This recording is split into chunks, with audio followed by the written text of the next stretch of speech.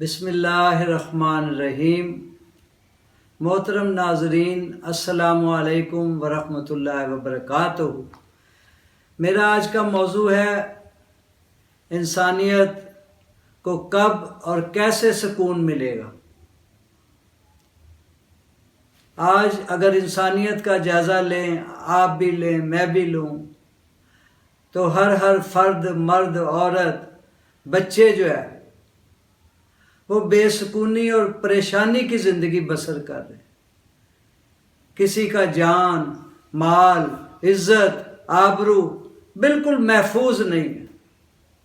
اور اگر ہم بین الاقوامی سطح پر دیکھیں تو ہر طرف جو ہے وہ جنگ کے بادل منڈلا رہے ہیں، اور انسانوں کی بہتری کی بجائے، ان کی فلاح کی بجائے ان کو ختم کرنے کے پروگرام بنائے جا رہے ہیں۔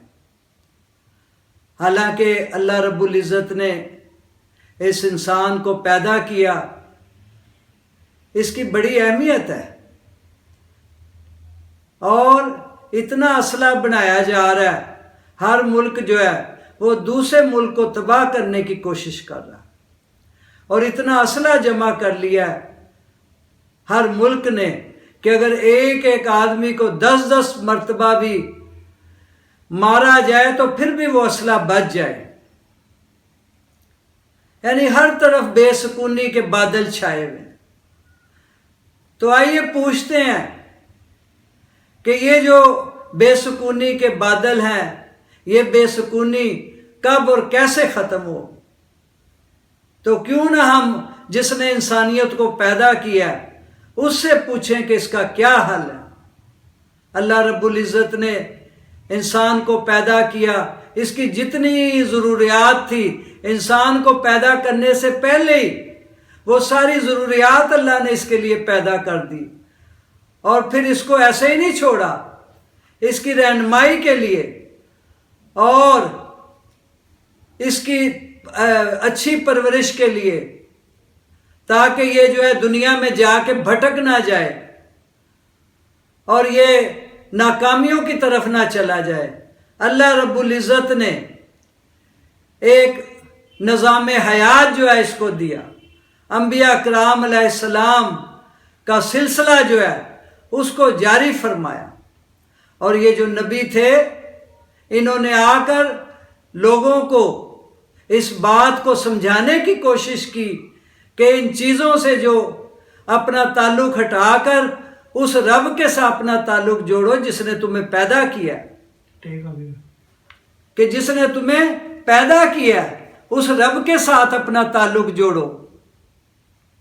اور وہ نبی آتے رہے، ان پہ محنت کرتے رہے، اور نبیوں نے آ کر سب سے پہلے انسانوں کے دلوں پر محنت کی۔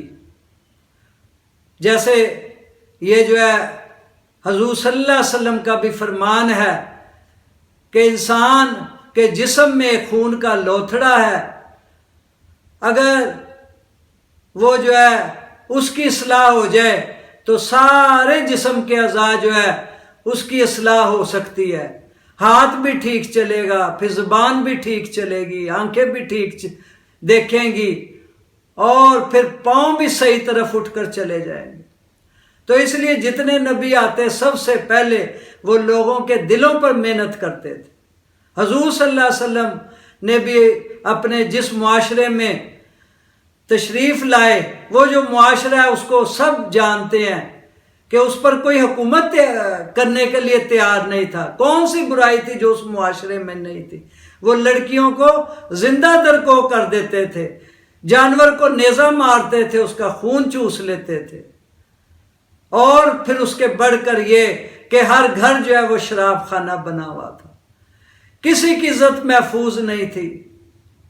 آخر حضور صلی اللہ علیہ وسلم نے اس محنت کو اپنایا جو انسانوں کے رب نے انسانوں کے لیے محنت بنائی، اور وہ کیا ہے؟ وہ ایک ہدایت کا نظام ہے جس میں سب سے پہلے یعنی جو ہے دلوں پہ محنت ہوتی ہے، اور اس ہدایت کے نظام کا نام اسلام ہے۔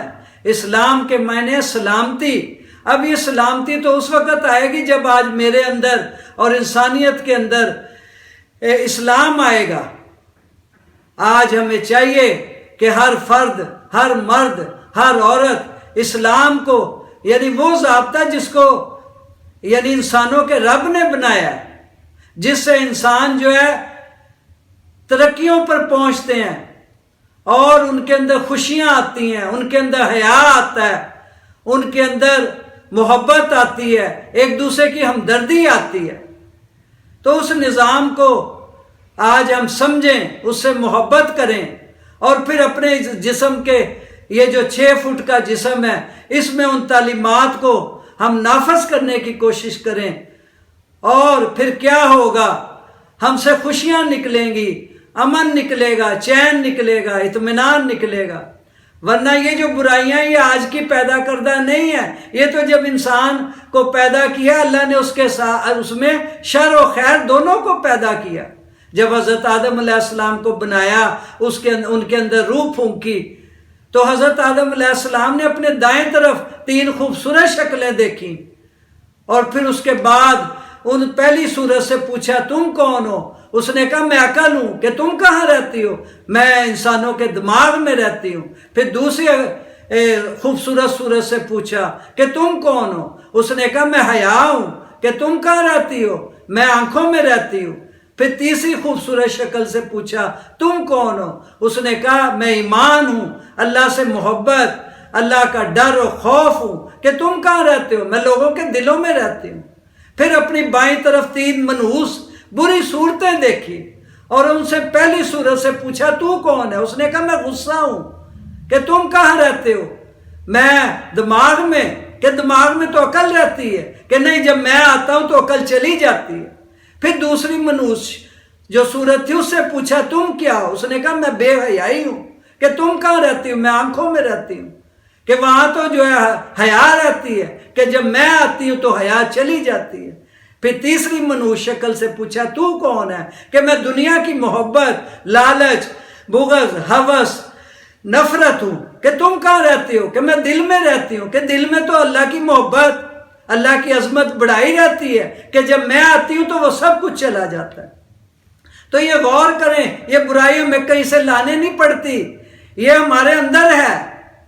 اسی لیے اللہ رب العزت نے ہمیں اسلام کا نظام دیا، سلامتی والا۔